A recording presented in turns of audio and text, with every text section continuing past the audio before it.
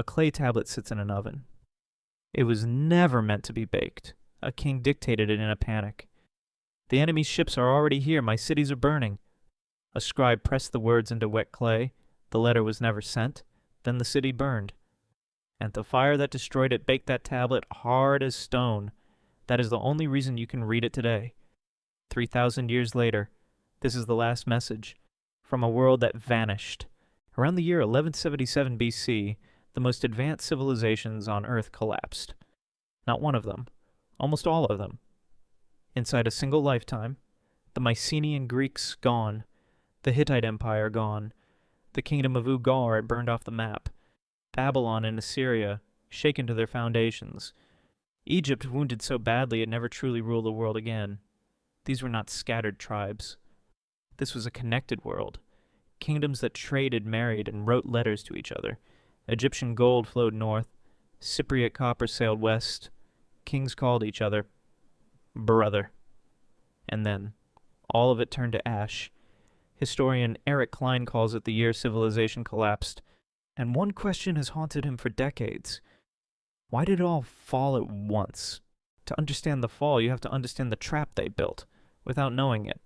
Their entire world ran on bronze.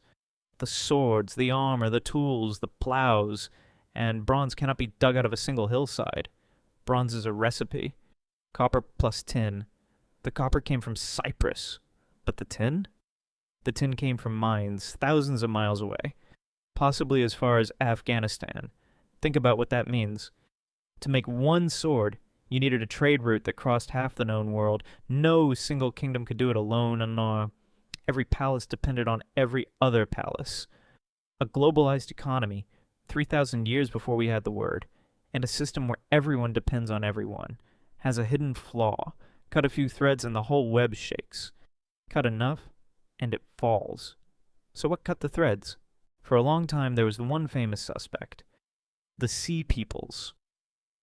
In Egyptian carvings, Pharaoh Rameses III describes a wave of invaders coming by ship and by land.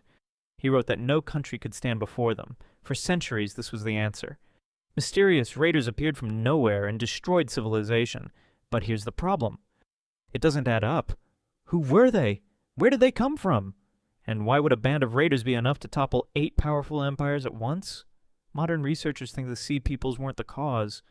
They were a symptom. Refugees, fleeing a disaster that was already underway. So if raiders didn't do it, what did? The first clue is in the dirt, and in the bottom of the sea. Scientists studying ancient pollen and seabed sediment found something chilling. Right around the collapse, the climate shifted. A long, brutal drought settled over the eastern Mediterranean. For decades, the rains failed. The harvests failed. And in the ruins of these cities, archaeologists keep finding the same desperate word in the final letters. Famine. Send grain. We are dying. Here's the chain reaction. Starving people riot. Riots become rebellions. Trade routes grow too dangerous to travel. And the moment trade stops, the bronze stops. The armor stops. The whole machine seizes. But the drought was only the beginning. Between roughly 1225 and 1175 BC, a string of massive earthquakes struck the region, one after another. Researchers call it an earthquake storm. Picture your city, already starving, already cut off, and then the ground itself tears your walls apart.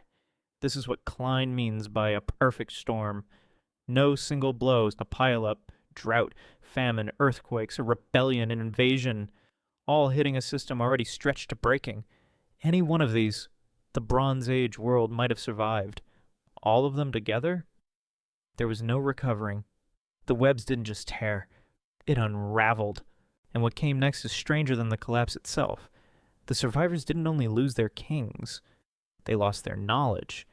The Mycenaean Greeks had a writing system. We call it linear B. After the collapse, it simply disappears. The skill of writing vanished from Greece for roughly 400 years. 4 centuries of silence. People still lived. They farmed and fought and died. But the ability to record any of it was gone. An entire civilization forgot how to write. When the Greeks finally started writing again, they didn't recover the old script. They built a new one borrowed from the Phoenicians. The alphabet you're reading these words in, is the great-grandchild of that second attempt. The first system died in the fire, with everything else. So go back to that tablet in the oven. The king who dictated it ruled Ugarit, one of the richest port cities on the coast. His letter begging for help was still sitting in the kiln when the enemy arrived. The city fell before the words could even leave the building. Ugarit was never rebuilt, never reoccupied. It simply ended. And that is the part nobody wants to sit with. These people were not primitive. They were literate, wealthy, connected. They had libraries and diplomacy and the international trade. They thought their world was permanent. It took less than 50 years to erase it. Now look at your own world for a second. You live in the most connected civilization that has ever existed. The phone in your hand was assembled from materials pulled out of dozens of countries. Your food, your medicine, your power, all of it depends on a web so complex that no single person alive fully understands it. Sound familiar? The Bronze Age kingdoms believed what we believe, that a system this big, this connected, simply could not fall. They were wrong. And the only reason we know their story is a letter that was never sent, a cry for help frozen in clay baked by the very fire that answered it. We tell ourselves the strongest civilizations are the safe ones. These were the strongest on Earth. They forgot they could break. And that's exactly when they did.